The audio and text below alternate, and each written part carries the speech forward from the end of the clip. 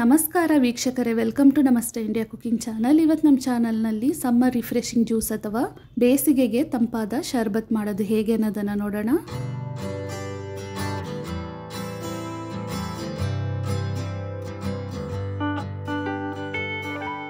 ಮೊದಲಿಗೆ ಒಂದು ಪಾತ್ರೆಯಲ್ಲಿ 500 ml ಅಷ್ಟು ನೀರನ್ನು ಹಾಕ್ತಾ ಇದ್ದೀನಿ. ನೀರನ್ನು ಕುದಿಸಬೇಕು. ಸ್ಟ್ರಾಬೆರಿ ಫ್ಲೇವರ್ನ ಜೆಲ್ಲಿ ಮಿಕ್ಸನ್ನು ತಗೊಂಡಿದ್ದೀನಿ. ಇದು 90 ಗ್ರಾಮ್ ಅಷ್ಟಿದೆ. ಈ ಬಾಕ್ಸ್ನಲ್ಲಿ 2 ವಿಧವಾದ ಪೌಡರ್ಗಳಿದೆ. ಮೊದಲಿಗೆ ಒಂದು ಪೌಡರನ್ನು ಹಾಕ್ತಿದ್ದೀನಿ. ಇನ್ನೊಂದು ಪ್ರೀ ಮಿಕ್ಸ್ ಅನ್ನೋ ಪ್ಯಾಕೆಟ್ ಇದೆ, ಅದನ್ನು ಸಹ ಇದರಲ್ಲೇ ಹಾಕಿ ಎರಡನ್ನು ಚೆನ್ನಾಗಿ ಮಿಕ್ಸ್ ಮಾಡ್ಕೊಬೇಕು.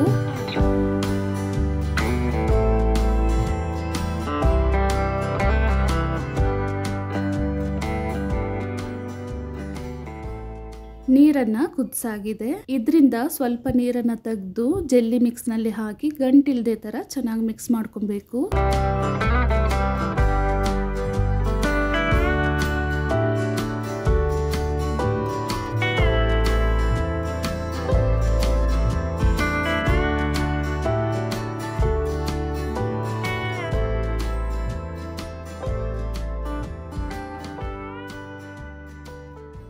ನೋಡಿ, ಈ ರೀತಿ ಜೆಲ್ಲಿಯನ್ನು ಚೆನ್ನಾಗಿ ಮಿಕ್ಸ್ ಮಾಡಾದ್ಮೇಲೆ ಉಳಿದಿರುವ ನೀರನ್ನು ಇದರಲ್ಲೇ ಹಾಕಿ ಚೆನ್ನಾಗಿ ಕಲಿಸ್ಕೊಬೇಕು.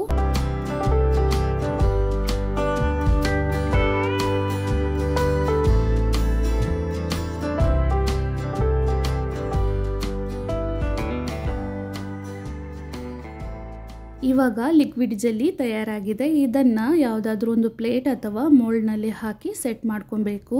ಇದನ್ನ ಹಾಗೇನೆ 45 ನಿಮಿಷದವರೆಗೂ ಬಿಟ್ಟರೆ ಜೆಲ್ಲಿ ಸೆಟ್ ಆಗಿಬಿಡತ್ತೆ. ಅಷ್ಟರೊಳಗೆ ಸಬ್ಜಿ ಬೀಜ ಅಥವಾ ಸಬ್ಜಾ ಬೀಜವನ್ನ 1 ಟೀ ಸ್ಪೂನ್ ಅಷ್ಟು ಒಂದು ಕಪ್ನಲ್ಲಿ ಹಾಕ್ತಾ ಇದ್ದೀನಿ. ಅರ್ಧ ಕಪ್ ನೀರನ್ನು ಹಾಕಿ ಇದನ್ನ 4 ರಿಂದ 5 ನಿಮಿಷದವರೆಗೂ ನೆನೆಸಿಟ್ರೆ ಸಾಕು. ಇವಾಗ ನೋಡಿ, ಸಬ್ಜಿ ಬೀಜ ಚೆನ್ನಾಗಿ ನೆಂದಿದೆ. ಇದನ್ನ ಕಾಮಕಸ್ತೂರಿ ಬೀಜ ಅಂತಾನೂ ಹೇಳ್ತಾರೆ. ಇದು ದೇಹಕ್ಕೆ ತಂಪನ್ನ ನೀಡುತ್ತೆ. ಇವಾಗ ನೋಡಿ, ಫ್ರಿಜ್ ನಲ್ಲಿ ಇಡ್ದೇನೆ ಜೆಲ್ಲಿ ಚೆನ್ನಾಗಿ ಸೆಟ್ ಆಗಿದೆ. ಇದನ್ನ ಚಿಕ್ಕ ಪೀಸ್ಗಳನ್ನಾಗಿ ಕಟ್ ಮಾಡ್ಕೊಳ್ಳೋಣ.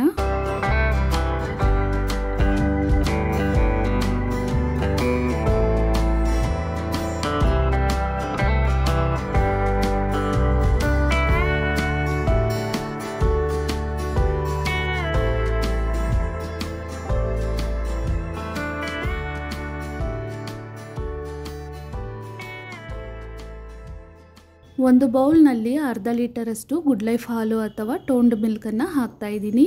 ಇದನ್ನ ಕಾಯಿಸೋ ಅವಶ್ಯಕತೆ ಇಲ್ಲ, ಶರ್ಬತ್ಗೆ ಹಸಿಯಾಗಿನೇ ಹಾಕೊಬಹುದು. ಹಾಲಿನ ಜೊತೆಗೆ ನೀರೇನು ಮಿಕ್ಸ್ ಮಾಡೋ ಅವಶ್ಯಕತೆ ಇಲ್ಲ. ಐಸ್ ಕ್ಯೂಬ್ಸ್ ಅನ್ನ ಹಾಕೋದ್ರಿಂದ ಅದು ಕರಗಿ ಶರ್ಬತ್ ಕರೆಕ್ಟ್ ಹದಕ್ಕೆ ಬರುತ್ತೆ. ಸಿಹಿಗೆ ತಕ್ಕಷ್ಟು ಸಕ್ಕರೆಯನ್ನ ಹಾಕ್ತಾ ಇದ್ದೀನಿ. ಅಂದಾಜಿಗೆ 50 ಗ್ರಾಮ್ ಅಷ್ಟಿದೆ. ಈ ಶರ್ಬತ್ಗೆ ನಾನು ರೂಹ್ ಅಫ್ಜಾವನ್ನ ಬಳಸ್ತಾ ಇದ್ದೀನಿ. ಅದರಲ್ಲೇ ಸಕ್ಕರೆ ಅಂಶ ಇರುತ್ತೆ, ಆದ್ರಿಂದ ಸಕ್ಕರೆನ ನೋಡಿ ಕಡಿಮೆ ಹಾಕೊಬೇಕು.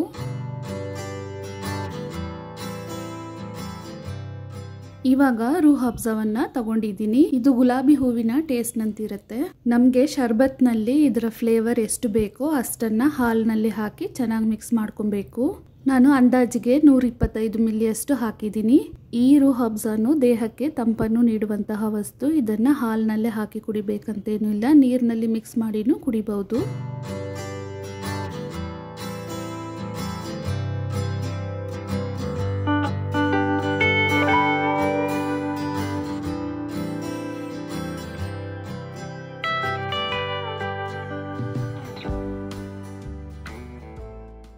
ಇವಾಗ ಐಸ್ ಕ್ಯೂಬ್ಸ್ ಅನ್ನ ಹಾಕ್ತಾ ಇದ್ದೀನಿ.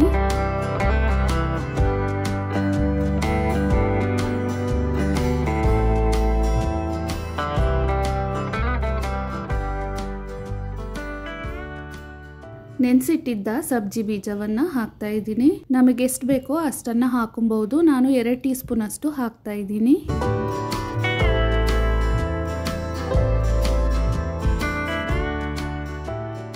ಇವಾಗ ಜೆಲ್ಲಿ ಪೀಸಸ್ ಅನ್ನ ಹಾಕಿ ಚೆನ್ನಾಗಿ ಮಿಕ್ಸ್ ಮಾಡ್ಕೊಳ್ಳೋಣ. ಜೆಲ್ಲಿಯನ್ನ ಹಾಕಿ ಶರ್ಬತ್ ಮಾಡಿದ್ರೆ ಮಕ್ಕಳು ಇಷ್ಟಪಟ್ಟು ಕುಡಿತಾರಂತ ಈ ರೀತಿ ಮಾಡ್ತಾ ಇದ್ದೀನಿ. ಅದಲ್ಲದೆ ಶರ್ಬತ್ ಕುಡಿಬೇಕಾದ್ರೆ ಜೆಲ್ಲಿ ಪೀಸಸ್ ಬಾಯಿಗೆ ಸಿಕ್ತಿದ್ರೆ ಅದು ಇನ್ನೂ ರುಚಿಯಾಗಿರುತ್ತೆ. ಇವಾಗ ತುಂಬಾನೇ ರುಚಿಕರವಾದ ಮತ್ತು ಆರೋಗ್ಯಕರವಾದ ಸಮ್ಮರ್ ರಿಫ್ರೆಶಿಂಗ್ ಡ್ರಿಂಕ್ ಅಥವಾ ಬೇಸಿಗೆಗೆ ತಂಪಾದ ಶರ್ಬತ್ ತಯಾರಾಗಿದೆ. ವೀಕ್ಷಕರೇ, ಈ ರೆಸಿಪಿ ನಿಮಗೆ ಇಷ್ಟ ಆಗಿದ್ದರೆ ನಮ್ಮ ಚಾನಲ್ ಅನ್ನು ಲೈಕ್ ಮಾಡಿ, ಸಬ್ಸ್ಕ್ರೈಬ್ ಮಾಡೋದನ್ನ ಮರೆಯಬೇಡಿ. ಧನ್ಯವಾದಗಳು.